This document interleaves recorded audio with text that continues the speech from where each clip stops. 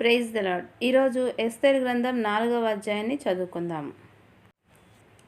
జరిగినదంతా తెలుసుకున్నప్పుడు మొర్దెకయి తొడుక్కున్న బట్టలు చింపుకొని గోనెపట్ట కట్టుకొని బూడిద పూసుకున్నాడు. బోరున రోదన చేస్తూ నగరంలో నడిచిపోయాడు. కానీ చక్రవర్తి ద్వారం దగ్గరికి వచ్చి ఆగాడు. ఎందుకంటే గోనెపట్ట కట్టుకున్న వాడెవడూ ఆ ద్వారంలో ప్రవేశించకూడదని చట్టం ఒకటి ఉంది. చక్రవర్తి ఆజ్ఞ శాసనం వచ్చిన ప్రతి ప్రదేశంలో యూదులకు మహా దుఃఖం కలిగింది. వారు ఉపవాసముండి ఏడుస్తూ రోదనం చేస్తూ ఉన్నారు. చాలామంది గోనెపట్ట కట్టుకొని బూడిద మీద పోసుకున్నారు. ఎస్తేరు పనికత్తెలు నపుంసకులు వచ్చి మొర్దెకై విషయం ఆమెకు తెలియచేశారు. వెంటనే ఎస్తేరు రాణి అధిక మనోవేదన అనుభవించసాగింది. మొర్దెకయి గోనెపట్ట తొడుక్కోవటం మానాలని ఆమె అతని దగ్గరికి బట్టలు పంపింది. కానీ అతడు వాటిని తీసుకోలేదు. అప్పుడు ఎస్తేరు తనకు సేవ చేయడానికి చక్రవర్తి నియమించిన నపుంసకుల్లో ఒకణ్ణి పిలిపించింది. అతడి పేరు హతాక్. మొర్దెకై దగ్గరికి వెళ్ళి ఎందుకలా చేస్తున్నాడని, సంగతి ఏమిటని అడిగి తెలుసుకోమని ఎస్తేరు హతాక్కు ఆజ్ఞ ఇచ్చింది. చక్రవర్తి ద్వారం ఎదుట ఉన్న నగర వీధిలో మొర్దెకయి ఉన్నాడు. హతాక్ అతని దగ్గరికి వెళ్ళినప్పుడు మొర్దెకయి తనకు సంభవించినదంతా అతడికి తెలియచేశాడు.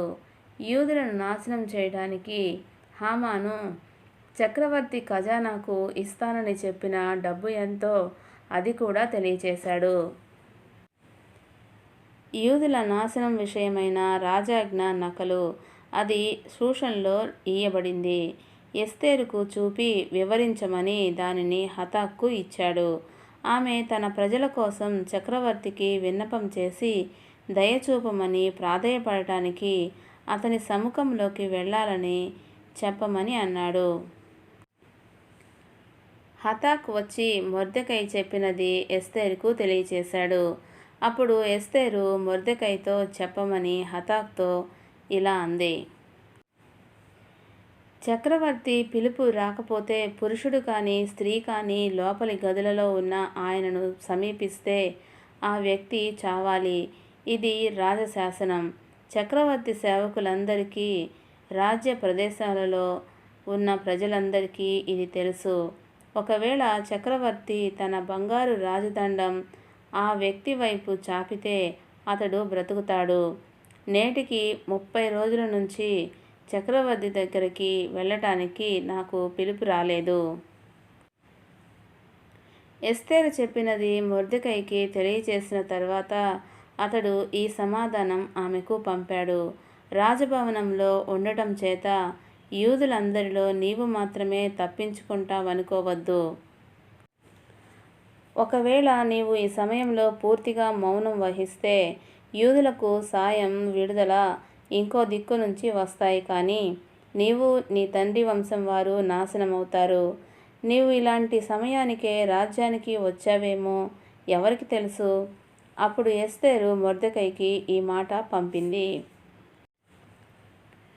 మీరు వెళ్ళి షూషన్లో ఉన్న యూదులందరినీ సమకూర్చి నా కోసం ఉపవాసం ఉండండి.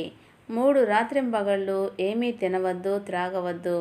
ఈ విధంగా నేను నా పరిచారికలు కూడా ఉపవాసం ఉంటాము. ఆ తరువాత నేను చక్రవర్తి దగ్గరికి వెళ్తాను. అది చట్టానికి విరుద్ధంగా ఉన్నా నేను వెళ్తాను. నేను నశిస్తే నశిస్తాను. అప్పుడు మొర్దెకయి వెళ్ళి ఎస్తేరు తనకు ఆదేశించిన ప్రకారమే అంతా జరిగించాడు. దేవుడి పరిశుద్ధ వాక్యమును దీవించునుగాక. ఆమెన్.